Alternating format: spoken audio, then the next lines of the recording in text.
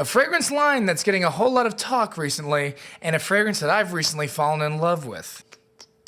Welcome back to Frag Yap. Today we're talking about Guerlain L'Homme Ideal Extreme.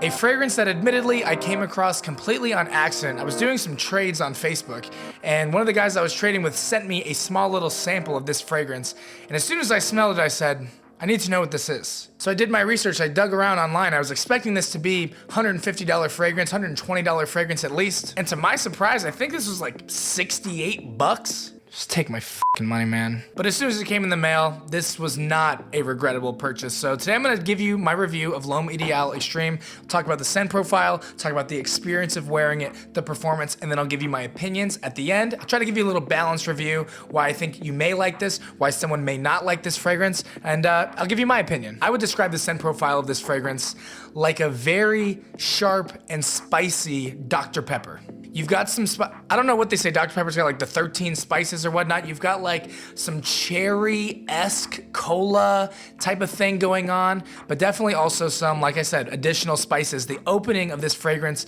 is extremely sharp. It's a bit smoky, it's a tiny bit incensey. I don't know what that note is at the top that makes it so sharp, probably some of the spices.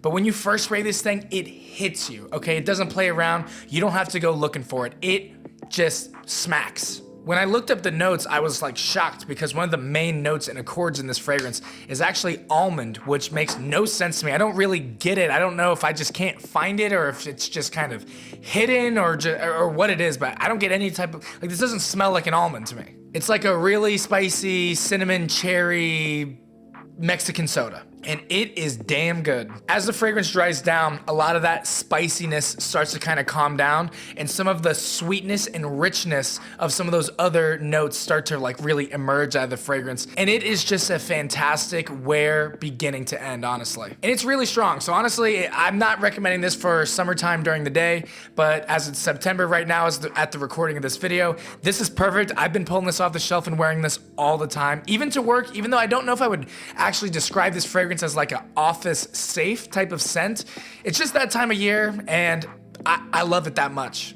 First few times I wore it, I thought I was only getting about 3 or 4 hours of performance and I felt like it was completely gone. And I don't know if it's the whole maceration thing or if there's just like an element of nose blindness to this fragrance, because there were moments where I wasn't able to pick it up anymore, but people around me were still like, wow, I can smell your fragrance and it's strong. So I think there may be just some kind of discrepancies in terms of like the description of the performance on this. I've seen some people online saying that they don't think it performs that well. I initially had that opinion, but then now as I've worn it more and more, this stuff lasts like 6-7 hours minimum. And I think the skin scent goes even further than that. So, I mean, it's a fantastic scent profile. It is a fantastic performer. The quality that Guerlain is giving you for the price that you can get this bottle, honestly, I think it makes it one of the better value choices that you can even find. I don't even want to call it value because Guerlain is just such a historic fragrance brand. I don't want to talk about Guerlain as if they don't know what the hell they're doing. Obviously they do. And something I think is really special about this brand, and this is like the prime example of it, it's the fact that you can get a fantastic fragrance at any realistic price point. The thing that I really admire about Guerlain, obviously they have their private line stuff and it's really, really expensive, but the fact that you can get this in the $60 price point range, like I just don't know if dollar for dollar you're gonna find something better than that. I think there's a little bit of back and forth online about like whether Guerlain is niche or if it's designer. And if we're gonna call it designer, then it's absolutely one of the best in class fragrances that I've got from any designer I've ever tried. Especially when you consider the price point that you can get it for. The notes in this fragrance are sharp, they're strong, they're incredibly rich, they're compelling, they're interesting. This is not a boring fragrance. This is an attention-grabbing fragrance. I think it's a compliment puller. I think it's something that's gonna be able to really get attention, especially in the fall and winter time. That's when I'm gonna reach for this more, but like I said, I will reach for this anytime just because I just really love how the fragrance smells.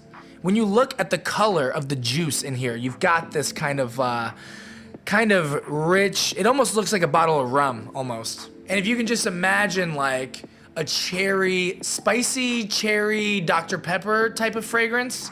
And then you look at the color of this bottle and just imagine it just being really sharp and powerful. That's kind of the best way I can explain what the scent profile is. And when I really sit back and think about what fragrances can you get in that $60 price point range, you know, I was gonna make a video that was like a fragrance brand or a specific fragrance for every single price tier, starting at $10 and going all the way to $100. And for a while, like, I really didn't have something in that $60 range slot because I just felt like some of the high-end dupes really weren't giving you the quality that you were looking for, and that $60 range is kind of below where I think a lot of the great designer fragrances sit as far as price point. The fact that I found this for $68 to this day still blows my mind. Compared to other fragrances that kind of look like this as far as like the color of the juice and kind of other fragrances that you would imagine would be in the class, tend to be more like cinnamon focused with boozy and smoky and tobacco notes. And I would say this is like a touch smoky, but that's really not the main show here. It's really those spices and that kind of cherry type of aspect that's really running the program here.